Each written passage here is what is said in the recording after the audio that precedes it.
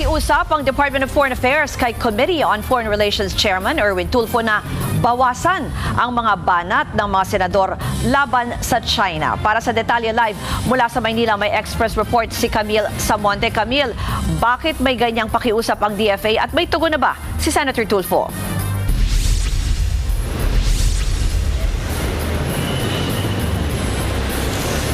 Ruth, kakausapin daw ni Senator Erwin Tulfo ang mga kapwa-senador para nga i-tone down o bawasan ang anyay personal attacks laban sa ilang opisyal ng China. Naapektuhan daw kasi nito ang kasalukuyang negosasyon ng Pilipinas at China sa pagbuo ng Code of Conduct o COC sa South China Sea.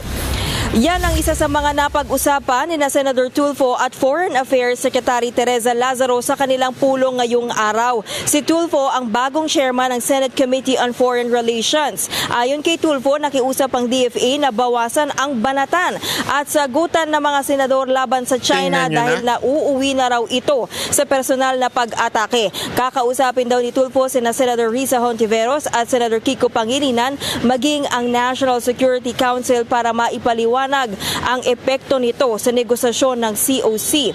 Naiintindahan daw ni Tulfo ang posisyon ng DFA dahil maaaring maantala pa ang COC na makakatulong sana para maibsan ang tensyon sa South China Sea. Narito ang pahayag ni Senator Erwin Tulfo.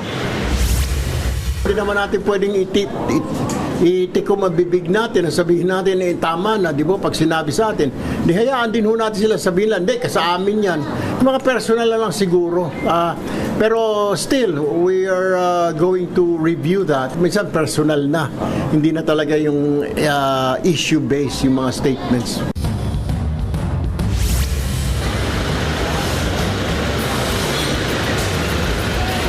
Ruth, makikipagpulong din daw si Senator Erwin Tulfo sa Chinese Embassy at Ambassador nito para nga pag-usapan yung iba pang issue kaugnay ng pinag-aagawang teritoryo.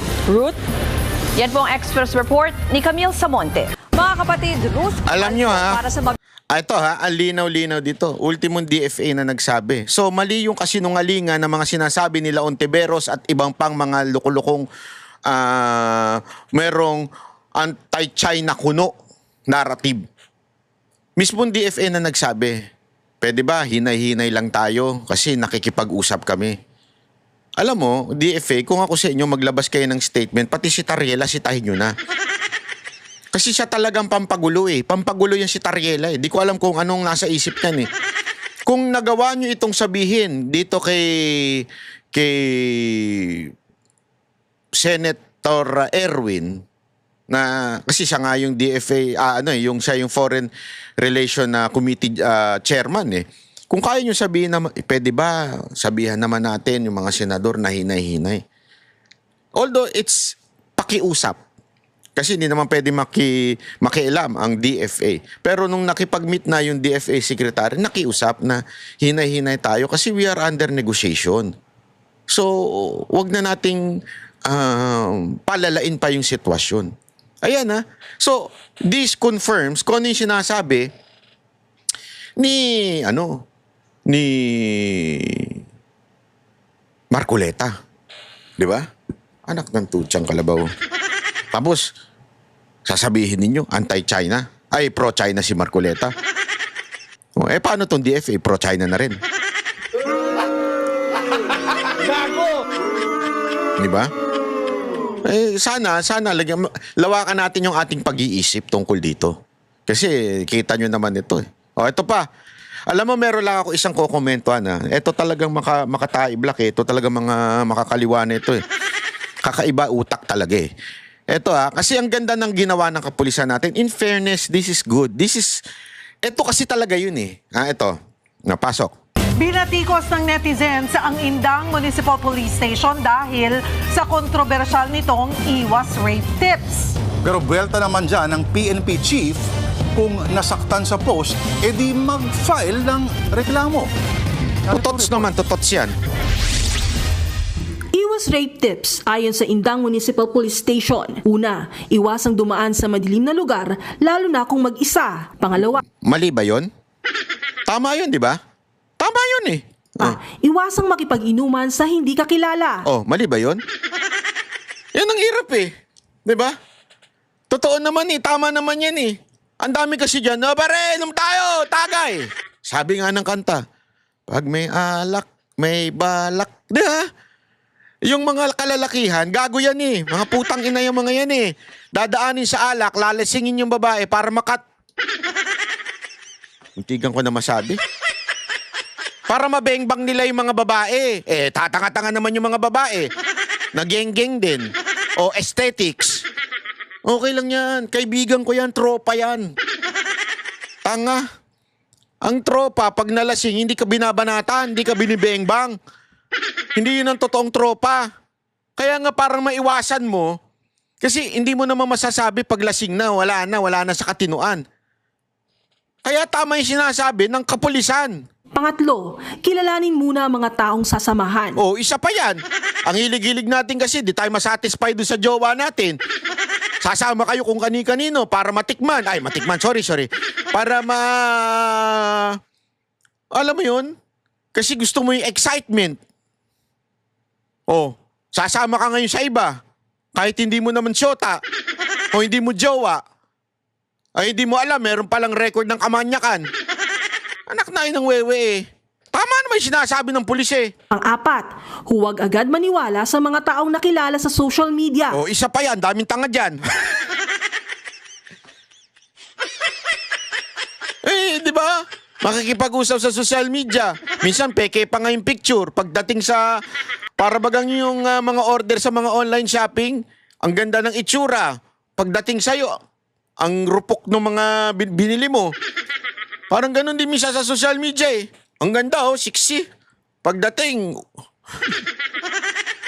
nakalunok ng pakwan. Syempre, talo-talo na rin yan.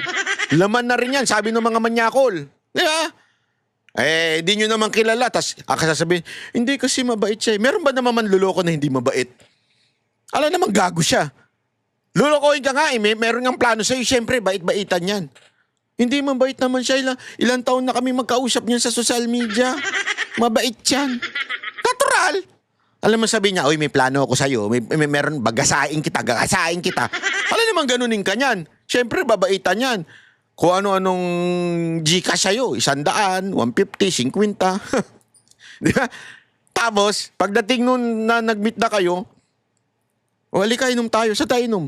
Diyan, sa Misogo, masarap ang fried chicken dyan. Masarap pala fried chicken, ba't di kayo sa Andox? Promotion, Andox, baka naman. Gago! Di ba? Ba't kailangan doon sa Sogo? Hindi ko sinisiraan yung Sogo. Ang ibig ko lang sabihin, masarap din yung chicken. Hindi ko pa pala natitikman yung chicken. Hindi po ako nagpupunta doon. Siyala po ako, siyala. Joke lang. Ibig sabihin, hindi ko po natitikman yan. Hindi ko sasabing hindi masarap ang chicken dyan. Ang punto ko lang dyan, nakilala mo ko saan, natural magiging mabait yan. Alam namang hindi mabait yan. Yan ang solusyon ng istasyon para hindi ma-rape. Anong problema? Pero maling paniniwala na yan ayon sa Gabriela. Maling paniniwala daw sabi ng Gabriela. Kaya pala maraming nagagahasa sa bundok. Di ba? Doon sa bundok maraming nagagahasa. Alam natin yan. Maraming nag-report sa atin yan. Kahit nga lalaki, ginagahasa dyan eh. Di ba? Sa post, iginiit ng grupo na wala nang pinipiling biktima ang karahasan. Halimbawa nila, ang biktimang 81 years old na taga-Albay at ang 10 buwang gulang na sanggol sa Makati. Pati si Miss Philippines Earth 2025 na pariak sa post na yan. Caption niya, quote-unquote, "Iwas rape tips correct version, huwag mang rape." Git pa ng beauty queen. Tanga din talaga. Oh my golly! People in the house! Matik naman na yung wag mang rape. Ang sinasabi lang dito, ganito yan pakialaman mo yung mga bagay na nakokontrol mo. Wag mong pakialaman yung hindi mo na nakokontrol. Yung mga rapists, mga kriminal, pulis na bahala dyan. Diba? Sila'y magbabantay. At alam ko, mga kapulisan, kasi marami rin akong kilalang pulis Ayaw naman nila yan. Alam naman gusto nila yan. Binabantayan naman nila Kaya lang, syempre, paano kung inuman na? Nandun kayo sa bahay, nandun kayo sa kung saan mang lugar, o minsan nagre-renta pa ng mga private resort Kung nandun kayo, pwede bang pasukin ng pulis yan? Hindi. So, yung mga kontrolado nila, gagawin nila yung responsibilidad nila. Pero yung kontrolado mo bilang kababaihan, gawin mo naman yung responsibilidad mo. Ayaw mong ma-rape, pupunta ka sa inuman, naka-pek-pek shorts. Pupunta ka sa inuman, naka-skirt, walang panty. Isang taas lang, tapos na, finish na. Diba, hindi naman pwedeng ganun kung ayaw mong ma-rape. Ikaw mismo, gusto mo eh. Tapos pagka iiyak ka. Ginangyang ako eh. Anong ginangyang? Basta ginangyang ako. Oh, kasalanan mo, pumunta ka doon sa inuman, puro lalaki. Hindi, kasi may mga prinsipyo pa, mga hindot na mga babae, mga makikireng, mga kirengking na mga babae. May mga prinsipyo pa yun eh. Hindi. Mga ko talagang malapit lang ako sa mga kalalakihan. Tropa ang mga lalaki, tropa ko yan. Talagang close lang ako sa mga lalaki. Hindi close mo mga lalaki. Ano ka lang talaga, maharot ka lang. Huwag mo sabihin na, hindi, mas close ako sa mga lalaki. Hindi, maharot ka lang. Yung mepe mo, Makati lang talaga.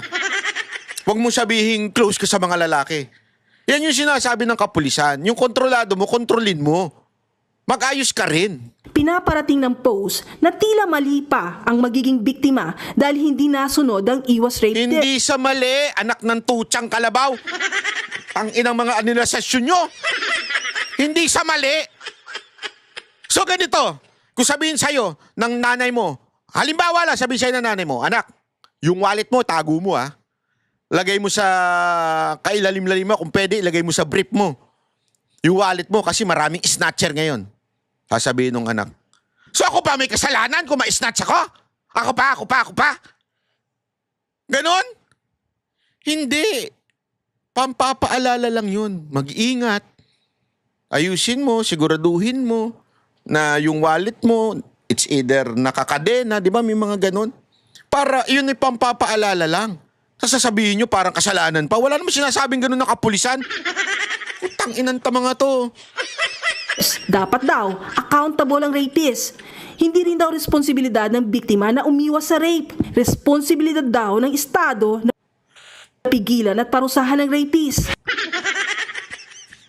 Totoo ba yan?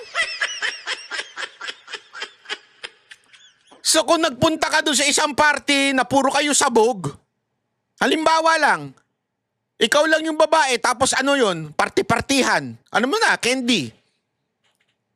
Tapos sasabihin mo, hoy, mga pulis, protektahan nyo ako ha, na hindi ako ma-rape habang jumiginom ako dito, tsaka nagpa-party ako dito, nagke-candy. Tarantado ka ba? Ikaw yung pumunta doon, na mag-isa, hindi mo kilala yung mga tao doon, nakiparty ka, tapos sasabihin mo, kasalanan ng pulis kung ma-rape ako. Tapos yung suot mo, halatang gusto mong ilabas yung kuyukot mo na maitim. Tapos sasabihin mo, hindi kasalanan ng pulis yan, kaya ako na-rape. Ano to, gago? Taka ka? Sagot naman ni PNP Chief General Jose Melencio Nartates Jr. Sige na lang silang batikos, pero mag-file na lang sila ng admin Yun. case if they find Tama they yan. were hurt and or their rights had been na-violate. It is sanctioned by the Philippine National Police in giving tips, no? Whether personal and or as a unit. Nagbabalita mula sa frontline. Alam mo, ang nagustuhan ko dito kay Nartates walang biro, ang nagustuhan ko dito, hindi niya nilaglag yung unit ng kapulisan na nag-post niyan. Dahil dyan, papalakpakan kita, sir. Saludo ko sa'yo. Tama yung ginawa mo. Huwag mong ilaglag. Panindigan mo. Tayuan mo yung mga kasamahan mo na sinabi yung, tama kayo dyan eh. Sorry ako kasi, I'm in the ground. Nasa baba ako. At alam ko yan. Alam ko yung mga ganyang klaseng style ng mga manyakol. Bakit to? Kasi ako mismo, meron akong mga kaibigan na kababaihan, lalong-lalo na yung grupo ko, di ba?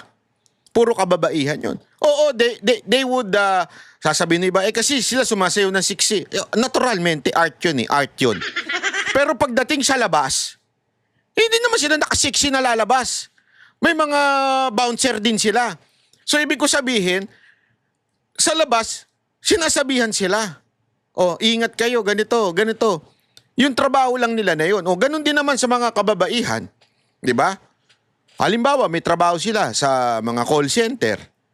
Hindi mo maiiwasan na makipag-usap sila doon sa mga tao doon sa call center na hindi nila kakilala.